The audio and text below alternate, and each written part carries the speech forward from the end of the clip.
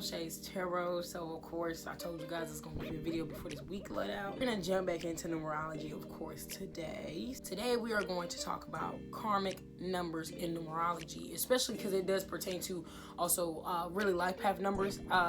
You know, because your life path is your life path, and we all want to know we have karmic depth and stuff like that. Now, starting, not everyone has karmic depth, or it's just like karmic depth, and then there's like just a raw way of receiving karma. So karmic depth is all just saying for certain life paths, this is typically your karma from your last life that you dealt with, that you have to fix now, karma in this life that you must fix in order to move forward and be able to basically receive anything that you want or that you're working for in a way. It's just basically a debt that needs to be paid from your last life, or a debt that just needs to be paid generally, right? So, and also for people with karmic debt, this typically can tell you how you will get your karma back. If like you're breaking down your life path number, and if you don't know how to break down your life path number, please check out my numerology videos, of course, in the playlist to learn how to get your life path number.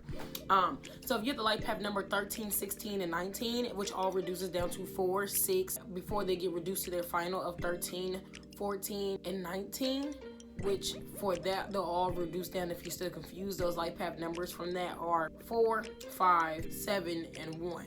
So basically, if that makes sense. So if you have those life path numbers that I just listed down to that root life path number, before that I'm pretty sure you had the numbers of 13, 16, 14, or 19 before it reduced down to give you to 4, 1, or whatever it is. Usually those 4 life path numbers are written in fractions, so that number that overheads the 13 and 14, like I said, is your karmic number. So basically like 13 over 4, 14 over 5, 16 over 7, and 19 over 1. You can carry more than one karmic debt depending on how you break yours down. So for like example, if like while you're breaking it down, you have a 16 over 7, and then you also have like a 13 over 4. There's 2 karmic debts that you owe in this lifetime. 10 is also a karmic number 2, or as well, but it doesn't represent debt that needs to be paid. It's like I said, more of a raw coming into this world. Whatever karma you get is just depending on what you really do as well. But it's just like I said, you don't owe anything from your past life, so that's for one. So basically, like, you know, you're starting off with a clean slate. So if you have the karmic depth of 13 over 4, it's about, so usually 4s, life path 4s are about details, planning, anything that just consists of building things, constructing things, teaching things. So sometimes the problems with life path number 4s is that their downfall is that they can be inflexible. They have a hard time being flexible. They have a hard time stepping out of the box sometimes. They can be afraid to do that. But also another problem with them is that they can have procrastination or laziness when it comes to projects. They can start multiple projects and not finish them. So their karma deals with, if they don't do certain things or they don't be flexible, being inflexible can bring laziness, procrastination, delays, and things that they have to do or want to get done.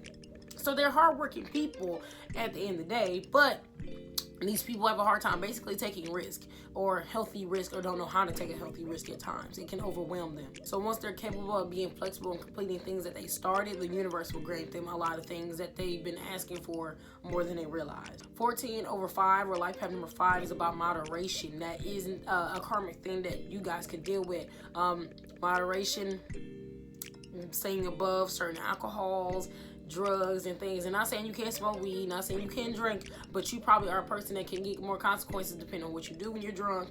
You can just overindulge, because life path number 5 is about freedom, about you know, being ahead. And that doesn't, like I said, these life path numbers are saying as not everybody has karmic debt. My boyfriend's a life path number 5, but he doesn't have any karmic debt.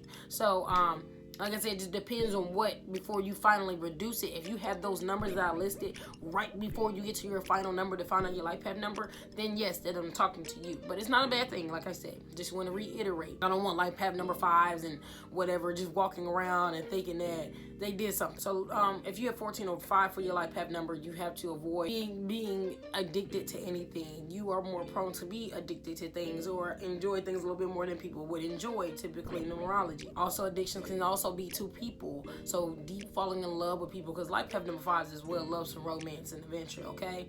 You know, so that's just can be a thing. Anything can be their addictive thing or obsession that they can do. So they have to moderate how they handle these things and how they think about these things and how they do indulge in things. So like I said, overindulgence is their karma. So 16 over 7, these people, their karma is about, it can be in a spiritual sense too. I mean, 7 is a spiritual number, the most mysterious number too as well.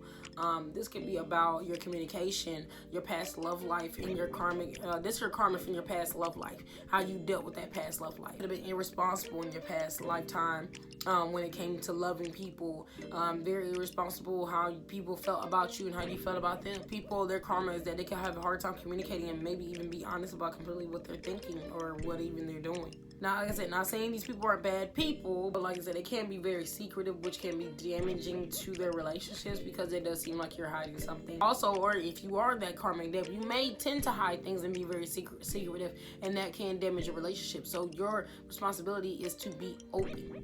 So in this lifetime as well, you must overcome jealousy. Stop competing with people. Just do you and be honest and be true. True intentions will get you a long way to get you out of this karma. All right, if you have 19 over 1, 19 over 1 will also signify usually 1 is leadership. So in your past life, you may have egotistical problems, corruption with power, taking too much control. So in this lifetime, your karma is dealing with paying the debts back to taking too much control of things that you shouldn't have taken control of.